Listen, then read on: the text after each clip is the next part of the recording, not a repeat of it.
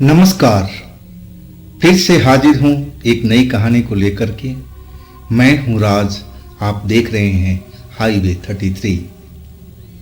दोस्तों, आज की कहानी जो मैं बताने जा रहा हूँ ये हमें भेजे हैं, उनका नाम अभय है। ये घटना उनके साथ में घटी थी 2015 में। अभय हरियाणा के एक ऑफिस में, मतलब आईटी सेक्टर में काम करते थे। सॉफ्टवेयर इंजीनियर थे और थे गरीब परिवार के। अब इस नौकरी से उनको काफ़ी उम्मीद थी। अब लग रहा था कि इनका भविष्य अब सुधरने वाला है आगे चल करके, और अपनी नौकरी में जी जान लगाई हुई थी। आगे बढ़ने का बहुत बड़ा स्कोप था इसमें। और किराए के एक फ्लैट में एक अपने मित्र के साथ, क्योंकि अभी वो पूरा फ्लैट लेना नहीं चाहते थे, अफोर्ड नहीं कर पाते थे, गरीब घर के थे, पैसा वो बचाना जानते थे कि पैसा बचेगा तो मेरे परिवार में जाएगा। तो जैसे अपने दोस्त के साथ में उन्होंने शेयर किया फ्लैट को और उसी में रहने लगे। दोस्त जो था उनका वो पैसे वाला था, सब सुख साधन उसके पास मौजूद थे, बाइक अपनी थी। लेकिन अभय के पास में बाइक वगैरह अपना अभी नहीं था, और वो लेने का भी सोच भी नहीं रहे थे, क्योंकि उनके घर में बाकी पैसों की बहुत सख्त जरूरत थी। तो अपना समय पास कर रहे थे अभय। जो काम था वो काम ही करते थे, अपना ऑफिस जाते थे, ऑफिस आते थे। और जो उनका दोस्त था वही उसी सेक्टर में था और सेम ऑफिस में। तो आने जाने में कोई सुविधा नहीं होती थी, क्योंकि उनके दोस्त के पास बाइक थी और उसी से आते जाते थे। संडे के दिन जब छुट्टी होती ना, तो अभय का कोई अपना दोस्त तो था नहीं उस शहर में, नए नए आए थे अभी, तो उस शहर में उनका कोई दोस्त था नहीं। लेकिन जो उनका फ्रेंड था, जो रूम पार्टनर था, उसके तो कई दोस्त थे। संडे के दिन रात का टाइम में सब धमक जाते, और उसमें एक उसकी गर्लफ्रेंड थी, वो भी संडे के दिन आ जाती थी। बाकी दोस्त तो चले जाते थे, लेकिन वो रात में रुक जाती थी और सुबह होने के बाद ही वो अपने घर जाया करती थी। अभय को बताते थे उनका जो फ्रेंड था, रूम पार्टनर था, कि ये मेरी गर्लफ्रेंड है और हम दोनों एक दूसरे से प्यार करते हैं और शादी भी इसी के साथ हमारा होगा। तो अभय सब कुछ जानते थे। अभय ना तो दारू का कोई उनका ऐप था, ना बियर का कोई ऐप नहीं था अभय के पास में। सिंपल लड़के थे, बस दाल रोटी से उनका मोहब्बत था, बस पेट भरना चाहिए, बाकी नशे से बहुत दूर थे। लेकिन जो उनका रूम पार्टनर था पैसे वाले घर से, उसको पैसे की कोई परवाह ही नहीं थी। जो भी सैलरी मिलती थी वो तो अपने खर्चे में ही उड़ा देता था। पार्टी करना उसकी एक शौक थी, और संडे की रात को तो जरूर पार्टी हुआ करती थी। अब जो अभय थे, घटना की शुरुआत उस घर में तो अभी स्टार्ट नहीं हुआ था जिस घटना की मैं बात करने जा रहा हूँ। अभय अपने गांव जा रहे थे। गांव उनका यूपी में था, लखनऊ के पास में। जब अपने स्टेशन पर पहुंचे ना, तो रात ज़्यादा हो चुकी थी, करीब करीब 11 के आसपास का। और स्टेशन से उतरे तो सब कुछ सामान्य था। अब जो सवारी वगैरह वो वहाँ पर मौजूद होना चाहिए था रात के टाइम में, अब बड़ी मुश्किल से मतलब मिल नहीं पा रही थी। एक दो में मिली भी, अभय बता रहे थे, लेकिन वो जहाँ उनका घर था उधर वो लेकर नहीं जा रहे थे। अब ना जाने क्यों मना कर रहे थे। अभय कहते थे भाई कुछ ज़्यादा पैसा ले लो और चलो हमारे घर पर छोड़ दो। लेकिन जो सवारी था, जैसे ऑटो रिक्शा वाले थे, वो मना कर देते कि बाबू हम उस एरिया में रात के टाइम नहीं जाएंगे। अभय हैरान थे कि भाई ऐसा क्या हो गया हमारे एरिया में, लेकिन वो बताते कुछ भी नहीं थे। आखिरकार एक ऑटो वाला बड़ी मुश्किल से तैयार हुआ, वो भी डबल ट्रिपल किराए पर, और उसको लेकर के अभय अब चल पड़े अपने गांव की ओर। देहात में उनका घर था, शहर स्टेशन से दूर था। अब जो उनका एरिया शुरू हो गया ना, तो एक पुलिया के पास में जो ऑटो वाला था वो उसका ऑटो बंद हो गया। अब बहुत बेचारे ने बहुत मेहनत किया कि ऑटो इसका स्टार्ट हो जाए, लेकिन स्टार्ट नहीं हो पाया। तब लगा वहां से अभय का जो घर था अब ज़्यादा दूर पर नहीं था। तब अभय बोले कि ठीक है भाई, अब हम यहीं उतर जाते हैं, लेकिन आप तो फंस गए ना, अब रात में कैसे जाओगे। अब अभय को उस ऑटो वाला पर दया आ रहा था, और वो कहने भी लगे कि चलो भाई ऐसा करते हैं, अब हमारा जो गांव है बस थोड़ी दूरी पर है, मैं आपको धक्का लगा देता हूं और आप चलते रहो, आप इस सुनसान रोड पर अंधेरे में कहाँ भटकोगे। तब वो ऑटो वाला कहने लगा नहीं बाबू, आप अपने घर चले जाओ, मैं कोई ना कोई इंतजाम जरूर कर लूँगा, कोई ना कोई साधन तो रात को जरूर आएगा और उससे मैं कुछ हेल्प मांग लूँगा। अब इसके बाद अभय अपने घर की तरफ चल पड़े, बैग कंधे पर टांगे, पुलिया पार किया और जहाँ से उनका गांव का रास्ता मुड़ता था, अब उस जगह पर जब पहुँचे तो आधी रात के करीब बीत चुका था। और वहाँ पर जैसे ही रोड के पास मुड़े तो वहाँ पर अब एक लड़की, जवान लड़की और सफ़ेद कपड़ों में खड़ी दिखाई दी।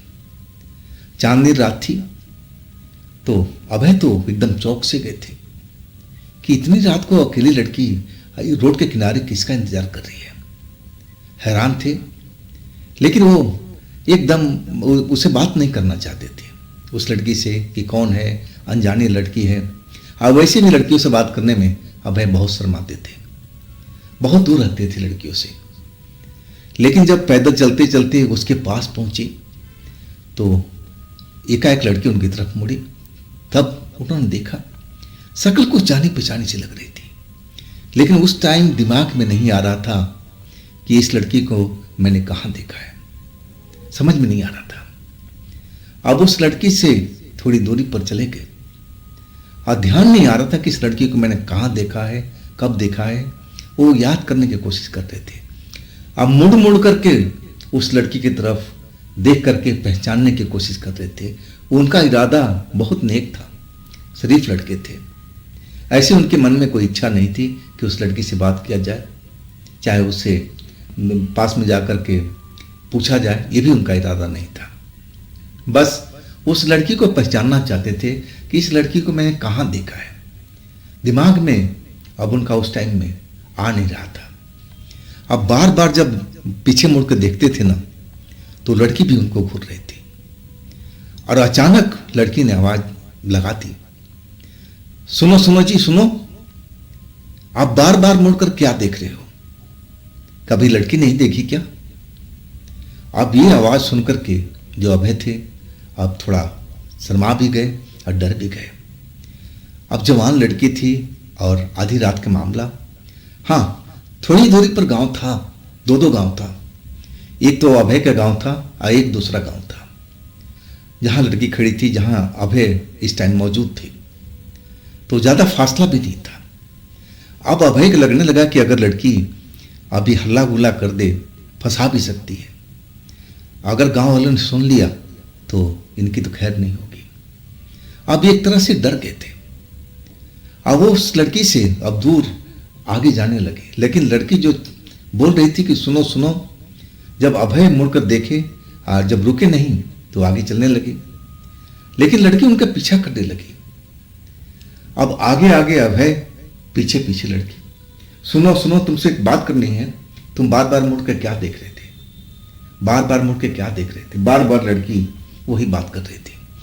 अब अभय जो थे अब एकदम डर गए थे कि कहीं किसी गांव वाले ने सुन लिया आवाज तो मेरी तो सामत आ जाएगी। और इसके बाद अभय इतना डर चुके थे कि कहीं उनकी बेइज्जती ना हो जाए, गांव वालों ऐसे ही हैं, अब वो आ गए तो फिर बड़ी मुश्किल हो जाएगी। और इसके बाद अभय रुके नहीं, दौड़ते हुए अपने घर की तरफ, गांव की तरफ चल पड़े। और कुछ देर तक उस लड़की जो थी उनका पीछा करती रही। और जब अपने गांव के सीमा में जब वो पहुंच गए तो लड़की रुक गई और आवाज कुछ देर तक लगाती रही। अभय को डर लग रहा था कि कहीं गांव वालों ने सुन लिया तब क्या होगा, लेकिन अच्छा समय था कि गांव वाले अभी सो रहे थे।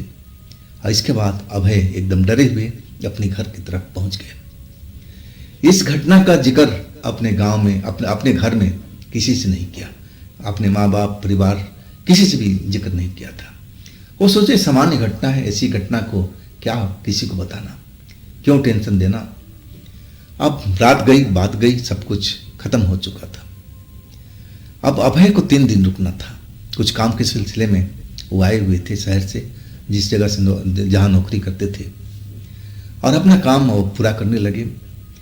रात में जब वो सोए, दूसरी रात, पहली रात तो खत्म हो चुकी थी, दूसरी रात को सोए ना, तो वही लड़की वैसे ही शकल वाली सपने में उनके आई, और वो भी देख रहे हैं सपने के अंदर में कि कहीं वो सुनसान एरिया में बैठे हुए हैं, और वो लड़की उनके सामने में बैठी हुई उनको घूर रही है। वो लड़की को पहचान गए सपने के अंदर में भी कि ये वही लड़की है जो रात के टाइम उनकी पीछा करते हुए गांव की सीमा तक आई थी, और वो सपने में भी डर गए कि लड़की आप मेरा पीछा क्यों कर रही है, ये क्यों दिखाई दे रही है। एकदम डर से गए थे सपने में। लड़की उनको दूर से ही मतलब घूर रही थी, देख रही थी, कोई बोलचाल सपने के अंदर में नहीं हुई थी, और उस सपने में देख करके लड़की को अजय डर गए थे, और नींद खुल गई उनकी। अब सपना तो सपना ही होता है, अब सपना को ऐसे ही मान करके चलो, ऐसा ही दिमाग में सपना आ गया होगा, उसी लड़की के बारे में मैंने सोचा होगा और सपना ऐसा आ गया होगा, ये कोई बड़ी बात नहीं है। ऐसा सपना अक्सर लोगों को आता रहता है, तो इसको भी सामान्य घटना मान करके उस चीज को भूल गए।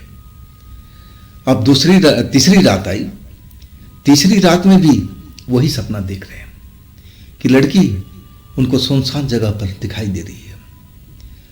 अब की बार जो बहुत नजदीकी मामला था, बहुत नजदीक में लड़की खड़ी थी जहां अभय खड़े थे, और लड़की अब मुस्कुरा करके अब अभय से पूछ रही है कि तुम बार बार मेरी तरफ क्यों देख रहे थे, क्या कहना चाहते थे, जो कहना है मेरे से पूछो, कहो, मैं तुम्हारे हर सवाल का जवाब देने के लिए तैयार हूं।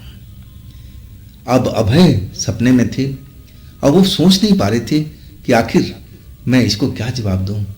आप सपने के अंदर में भी ये समझ नहीं पा रहे थे कि आखिर इसको क्या बोलूं।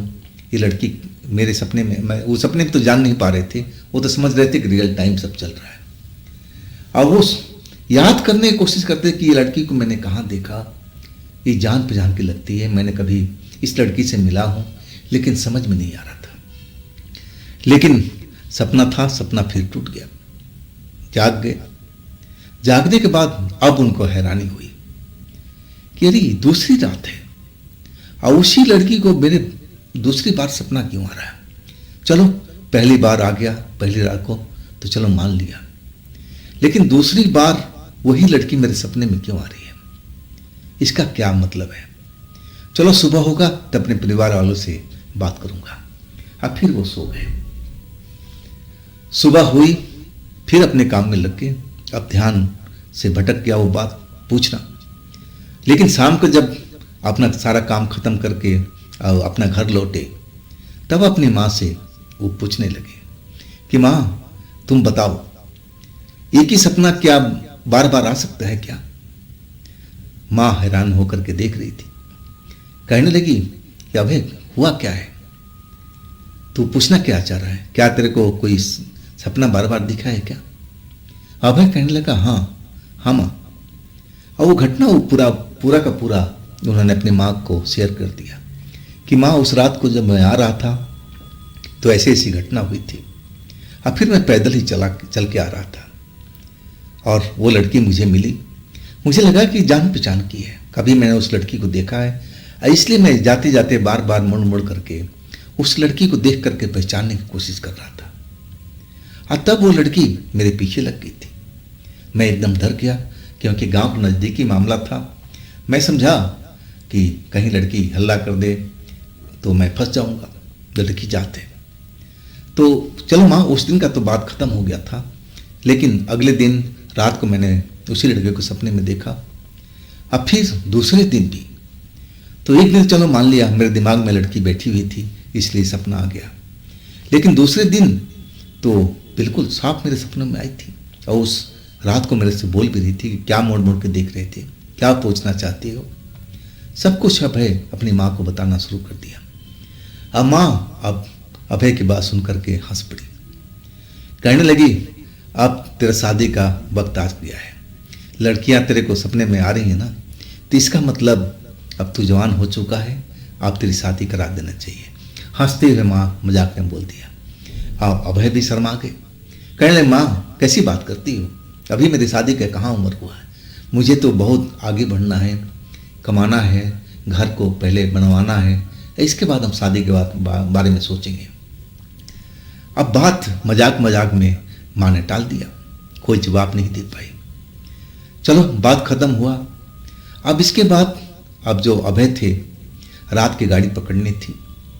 अब रात के करीब 10 बजे की ट्रेन थी उनकी, और अपने पड़ोसी की मदद से बाइक से अब स्टेशन पहुँचे। स्टेशन पर पहुँच करके अब ट्रेन का इंतज़ार करने लगे, और उनका जो पड़ोसी था उनको अब छोड़ करके चला गया था। स्टेशन बिल्कुल खाली हुआ था, खाली पड़ा था प्लेटफार्म वगैरह। एक आध कोई मुसाफिर उस जगह पर कहीं बैठा हुआ दिखाई दे रहा था, और नहीं तो पूरा का पूरा प्लेटफार्म खाली सा नजर आ रहा था। अब जो ट्रेन, जिसे ट्रेन से अभय को जाना था, वो ट्रेन करीब करीब 1.5 घंटा लेट हो चुकी थी। अब वो अपने ट्रेन का इंतजार कर रहे थे, समय कट नहीं रहा था।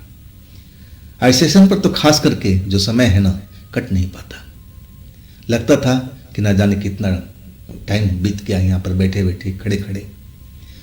अब अभय जो थे इधर उधर घूम रहे थे। एक पेड़ के पास चबूतरा बना हुआ था, अब वहाँ बेंच लगी हुई थी। उस बेंच पर अब बैठ करके सुस्ताने लगे।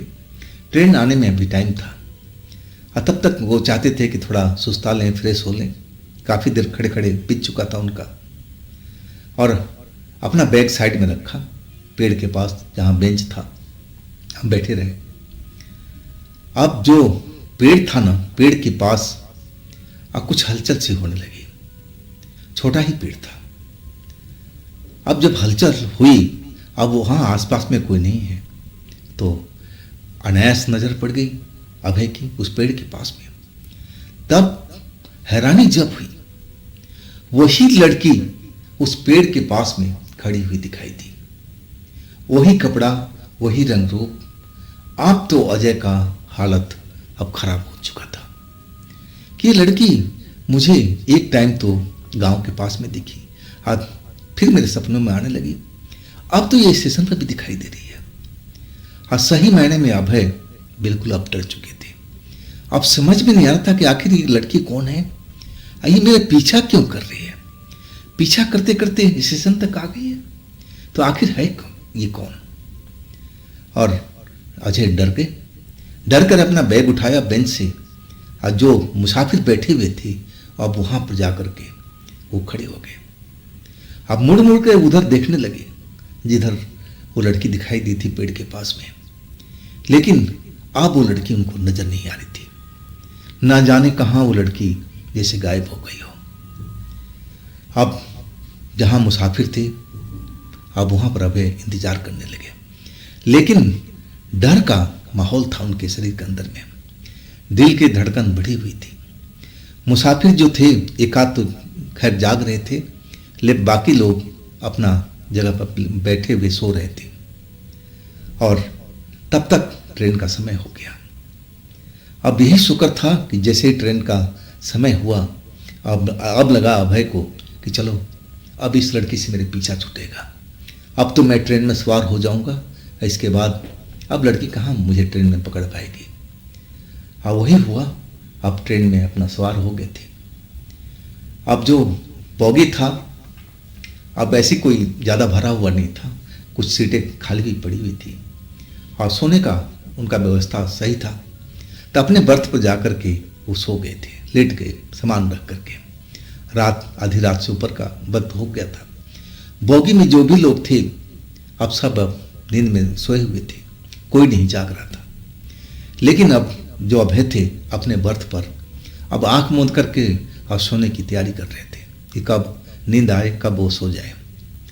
और तब लगा कि जैसे उनके पास में आकर कोई खड़ा हो गया हो। अभय आंख खोले।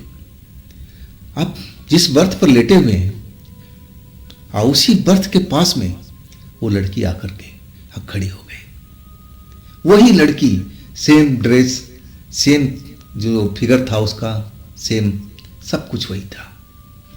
अब जैसे ही आंख अभय ने खोला तो अभय एकदम देख करके डर गए और लड़की के चेहरे पर एक मुस्कान दौड़ गई। अब इतने लोग ट्रेन के कंपार्टमेंट में सोए हुए हैं, इतने लोग यहाँ पर हैं, तभी भी वो लड़की इस ट्रेन के बोगी में आ गई। अब अभय एकदम डर गए, कांप गए और चीख पड़े।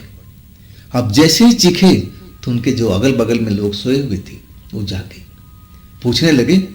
तब तक वो लड़की ना जाने कहाँ पर गायब हो गए। अब जो लोग जग गए थे उनके पड़ोस में, वो पूछने लगे, अरे भाई हुआ क्या, क्यों तुम चीखे, तुम हमारी नींद खराब कर दी। अभय कहने लगे कि बस ऐसा ही कुछ सपना देख लिया था और सपने में मैं डर गया था।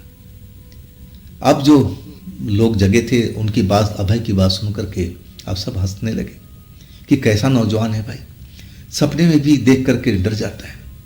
तब उनको कहने लगे कि भैया आराम करो, तुम भी सो और हमें भी सोने दो। लेकिन अभय के आंखों में अब नींद कहाँ थी, डर लग रहा था। अब ट्रेन अपने फुल स्पीड पर दौड़ती जा रही थी। अभी सुबह होने में काफी टाइम था। आज जब भी आंख बंद करे अभय कि चलो अब वो लड़की नजर नहीं आएगी, चली गई है, आज जैसे आंख बंद करे, जैसे ही लगे उनके आस पड़ोस में मैंने आकर के लड़की खड़ी हो गई हो, बिल्कुल उनको एहसास होता था। और जैसे आंख खोलते थे तो एक झलक लड़की की दिखाई देती थी और फिर अगले पल वो लड़की गायब हो जाती थी। अब तो अभय एकदम डर चुके थे, बेहद ज्यादा डर गए थे।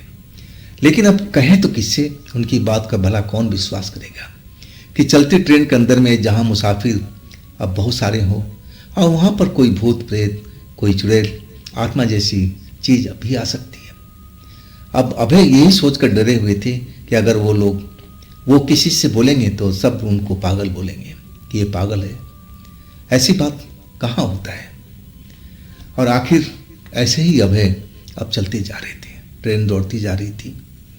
अब कई बार उस लड़की के दर्शन हो चुके थे। जब भी लगता था, एहसास होता था कि लड़की खड़ी हो गई है पास में आकर के, और तब आंख खोलते और वही लड़की उनको नजर आती। और ऐसे ही करते करते अभय अब डरे हुए हालात में सफर कर रहे थे। अब उनके पास कोई चारा भी नहीं था, अब ट्रेन छोड़ भी नहीं सकते थे, कहाँ छोड़ के जाएंगे। आखिरकार जब सुबह हो गया तब उनकी जान में जाना है। अब जो रात के पड़ोसी थे अब नींद से जग गए थे, पूछने लगे कि अरे भाई रात में तुमने इतना जोर से चीखा था तो कैसा सपना देखा था। अब अभय बताने लगे कि भाई मेरे साथ में ऐसा कुछ चल रहा है जो आप विश्वास नहीं कर पाओगे। तो उनमें से एक अधेड़ व्यक्ति था, वो कहने लगा पूरा बात तो बताओ। तब अभय ने शुरू से लेकर अंत तक बात बताया। तो वो जो अधेड़ व्यक्ति था अब अभय को समझाने लगा कि देखो बेटा, जो तुमने बताया है, जो तुमने महसूस किया है, जो तुमने देखा है उन चीज को, तो उसको तुम झूठ मत समझो और मजाक में मत लो। इसका तुम इंतजाम करो, नहीं तो आगे चल करके ये मामला बिगड़ भी सकता है। वो लड़की तुम्हारे सपनों में आ रही है, अब तो सामने में आ रही है, तो हो सकता है आगे चल के तुम्हें तकलीफ दे, तुम्हारे साथ बुरा भी करे।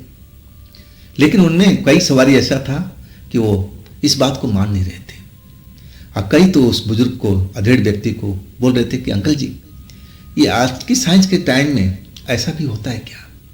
लेकिन वो अधेड़ व्यक्ति कहने लगा कि बेटा, जब तुम्हारे साथ में कोई खेल होगा ना तब तुम इस बात को मानोगे। ये नौजवान बिल्कुल सही कह रहा है, मैं इसकी बात में सच्चाई समझ रहा हूं, देख रहा हूं।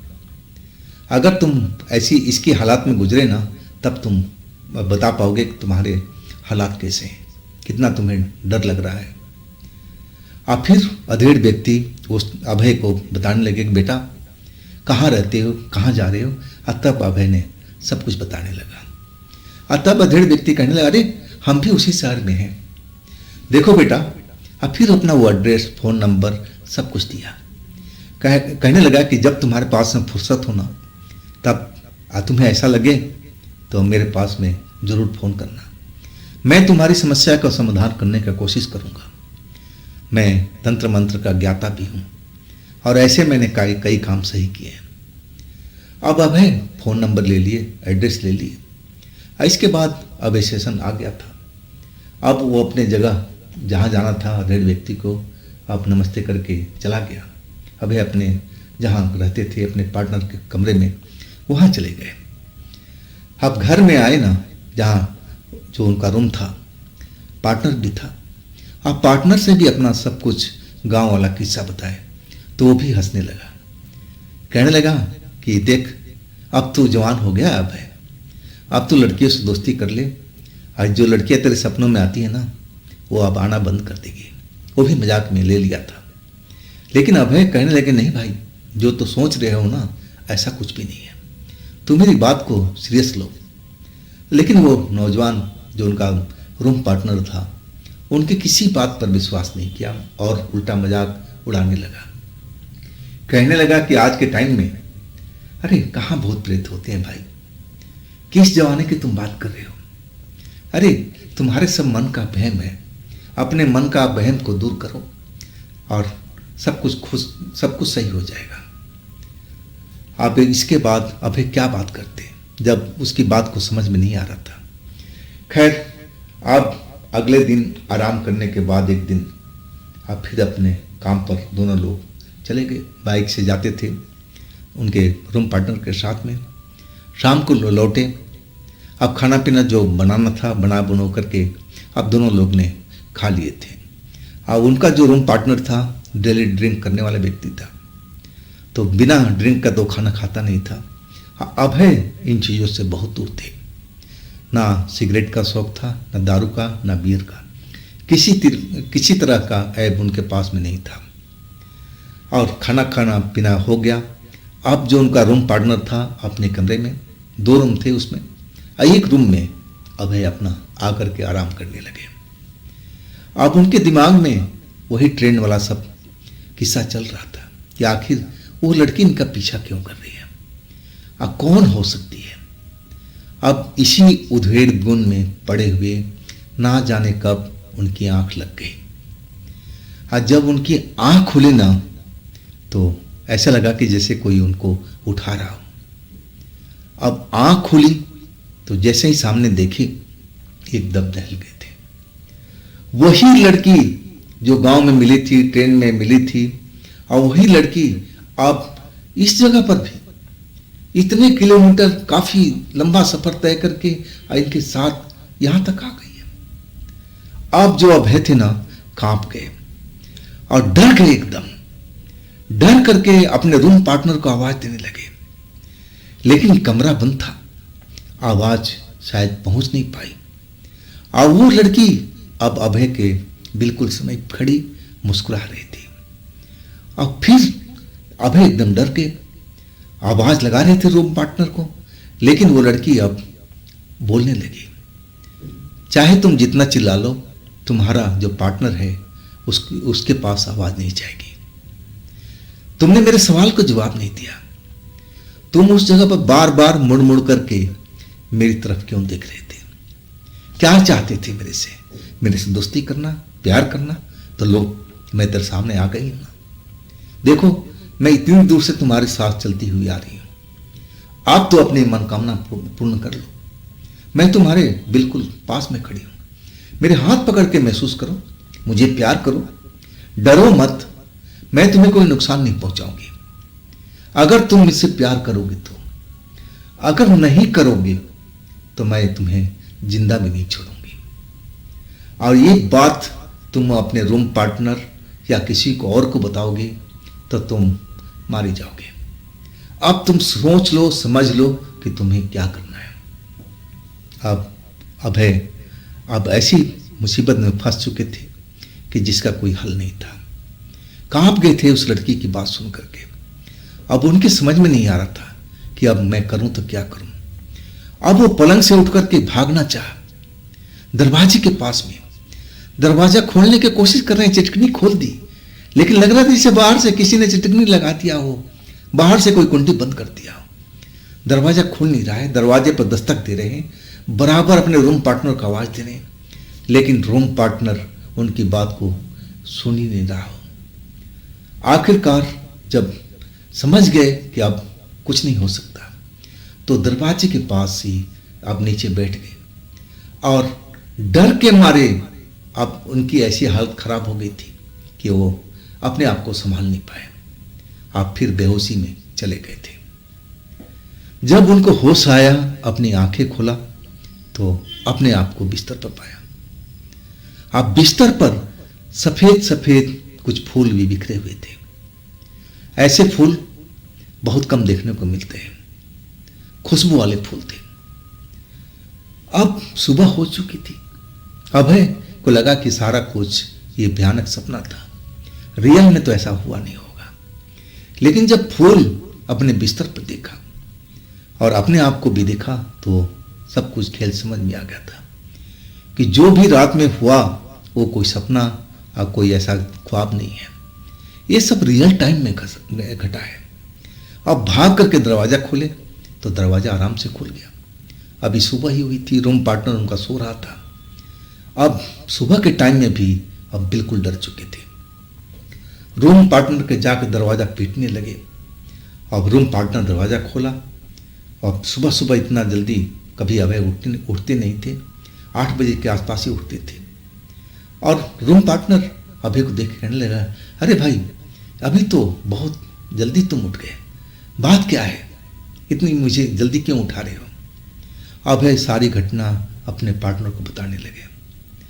अब पार्टनर जो नींद में था, नींद पूरा नहीं हुआ था, आंखें फाड़ फाड़ करके अभय जो कह रहे थे वो बात समझने की कोशिश कर रहा था। लेकिन अभय उसको समझा रहे थे, लेकिन अभय को लग रहा था कि पूरा बात समझ नहीं पा रहा है। अब अभय उसको कहने लगे, भाई तो सीरियस हो जा, मैं जो बोल रहा हूँ समझ ले, मैं बहुत बड़ा खतरे में फंस चुका हूँ। अब मैं खतरे से कैसे निकलूंगा इसके बारे में तू मुझे बता। अब जो रूम पार्टनर था अभय का कहने लगा, भाई इसके बारे में मुझे कोई जानकारी नहीं है, कैसे भूत प्रेत से निपटा जा सकता है ये तो मैं नहीं बता पाऊंगा।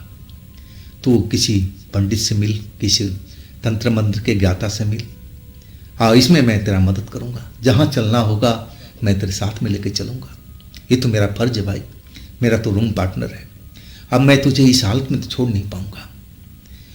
तब उस शख्स का ध्यान आ गया जो ट्रेन में अधेड़ व्यक्ति था, जिसने अपना मोबाइल नंबर भी दिया था, अपने एड्रेस भी बताया था। अब फिर वो कागज अपने बैग से निकाले और उसी समय में उन्होंने फोन मिला दिया अधेड़ व्यक्ति को। उधर 2 बार घंटी बजी, 2 बार बंद हो चुकी। तीसरी बार जब मिलाए ना तब उधर से आवाज आई, हेलो कौन जी। तब अभय बोलने लगे कि अंकल जी आपने मुझे ट्रेन में मिले थे ना, मैं आपको सब कुछ घटना बताया था, तो वही हूँ लड़का, और रात के टाइम में ऐसा मेरे साथ में हुआ है, आप बताइए कि मैं क्या करूँ। तब उधर से वही अधेड़ व्यक्ति की आवाज़ आई कि देखो बेटा मैं पूजा कर रहा था, तभी घंटी बज रही थी, 2 बार घंटी बंद हो गई, मैं सोचा कि पूजा करने के बाद तब उठूंगा तब मैं कॉल बैक करूंगा, तीसरी बार तुम्हारा ही फोन आ गया, तो बेटा मैं जानता था कि तुम्हारे साथ ऐसा भी हो सकता है, इसीलिए मैं अपना नंबर दिया था। बेटा तुम डरो मत, एड्रेस मैं तुम्हें बता रखा हूँ, लिखवा रखा हूँ, तुम मेरे एड्रेस पर आ जाओ, और जल्दी आना है तो आ सको, मैंने आना है तो आ जाओ, शाम को मैं कहीं निकलूंगा, इसके बाद करीब 10-15 दिन मुझे लग जाएंगे। अब अभय समझ गए थे कि अब क्या करना है, सारी कहानी अपने दोस्त को बताया कि अब इनके एड्रेस पे चलना है, आइए हमारी मदद कर सकते हैं। तब रूम पार्टनर को लेकर के अभय उस जगह पर पहुंच गए, अधेड़ व्यक्ति के घर पर गए। वहां पर अब जो अधेड़ व्यक्ति थे उनका इंतजार कर रहे थे। अब फिर देर नहीं किए, वो अपने पूजा स्थल जहाँ पूजा कमरा बनाया हुआ था और जहाँ पूजा पाठ किया करते थे, अब उस पूजा स्थल में अभय को ले जा करके बिठा दिए। कहने लगे बेटा तुम यहीं पर बैठो, मैं अभी आ रहा हूँ 5-10 मिनट में, तब तक तुम भगवान पर ध्यान रखो, तुम्हें डरने की अब जरूरत नहीं है, अब तुम भगवान के शरण में आ चुके हो, अब तुम्हारे साथ में ऐसा कुछ भी नहीं होगा। इसके बाद जो रूम पार्टनर था वो अब अपना सोफा पर बैठा हुआ था अभय पूजा वाले घर में, और वो जो तांत्रिक बाबा थे अब कहीं दूसरे कमरे में चले गए होंगे। 10-15 मिनट लगा था, तांत्रिक बाबा आए तो हाथ में एक ऐसा जलता हुआ अंगार जैसा कुछ लेके आए थे, मिट्टी का बर्तन में रखा हुआ था और उसमें कुछ पदार्थ भी डाला हुआ था, और जो जल रहा था ना तो बहुत अच्छी भीनी भीनी सी खुशबू आ रही थी और वो धुआं भी फैल रहा था। और वो चीज़ लेके पूजा घर में प्रवेश किया और अभय के पास में रख दिया। आप बोलने लगे कि देखो इस धुएं में तुम्हें कुछ महसूस हो रहा है, कुछ नजर आ रहा है। अब धुआं जो था अब बिल्कुल पास में था अभय के, लेकिन धुएं में ना जाने कैसी खासियत थी कि ना उनके आंखों में जलन हो रहा था, ना नाकों में कोई तकलीफ हो रही थी। भीनी भीनी सी खुशबू उस धुएं से उठ रही थी। लेकिन काफी देर देखने के बाद भी अभय को कुछ दिखाई नहीं दिया। अब तांत्रिक बाबा से बोलने लगे, बाबा मुझे तो कुछ महसूस नहीं हो रहा, ना कुछ दिखाई दे रहा है। तब अब जो तांत्रिक बाबा थे कहने लगे कि तुम बेटा जैसी लड़की शकल सूरत थी ना उसका ध्यान करो, और इसके बाद तुम धुएं के अंदर में देखो क्या तुम्हें कुछ नजर आ रहा है। अब वैसे ही किया अभय जी ने। अब धुएं पर फोकस कर दिए और उस लड़की को अपने दिमाग में बिठा लिया, कैसी शक्ल थी, कैसी सूरत थी, कैसी कपड़ा पहन रखी थी, कैसी बोलचाल थी, सब कुछ ध्यान में करके और उस धुएं के अंदर फोकस कर दिए। जब वैसा फोकस किए ना तो उसमें कोई काली सी हिलती हुई चीज नजर आई और देखने में एकदम डरावनी शक्ल के इंसान जैसी किसी औरत की तरह लग रही थी। अब एक नजर में देख करके तो कांप गए थे अभय। इतनी डरावनी शक्ल थी, काली काली, लग रहा था कि जैसे कोई चुड़ैल हो, कोई ऐसी शैतानी हो, ऐसा कुछ अब उनको महसूस हो रहा था और देख भी पा रहे थे और एकदम डर गए। अब तांत्रिक बोले, बाबा इसमें तो ऐसी सी चीज नजर आ रही है। तब तांत्रिक बाबा कहने लगे कि जो लड़की तुम्हारे पास में आई थी ना उसका ये असली रूप है, देख लो ध्यान से। तुम्हें तो बड़ा गोरी चिट्ठी और खूबसूरत नजर आ रही थी, अब देखो इसका असली रूप, ये तुम्हें धुएं में नजर आ रहा है और ये तुम्हारा खून पीने की कोशिश कर रही, खून तुम्हारा पिया भी है और ये बहुत कुछ तुम्हारे साथ में कर रही थी उस रात को, और तुम्हारा आसानी से पीछा नहीं छूटती जब तक तुम मेरे पास नहीं आते। तुमने सही समय इस घर में आ गए और हमसे बातचीत कर ली। अब अभय कहने लगे, बाबा अब मैं क्या करूं? कहने लगे, अब तुम्हें कुछ कहाँ करना है, मैं इसको कैद कर रहा हूं सदा के लिए। अब तुम्हारे जीवन में ये प्रवेश कभी नहीं कर पाएगी।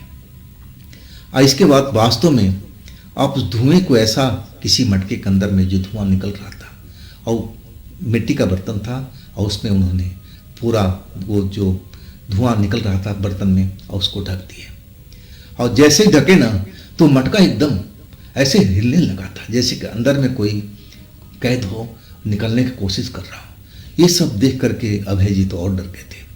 और तब तांत्रिक बाबा कहने लगे, अरे डरो मत बेटा, अब ये मेरे काबू में है, अब तुम इस चीज से आजाद हो चुके हो, अब तुम्हें कोई डरने की जरूरत नहीं है, अपना काम निश्चित कर सकते हो, जहां जाना है, आना है, जाना है।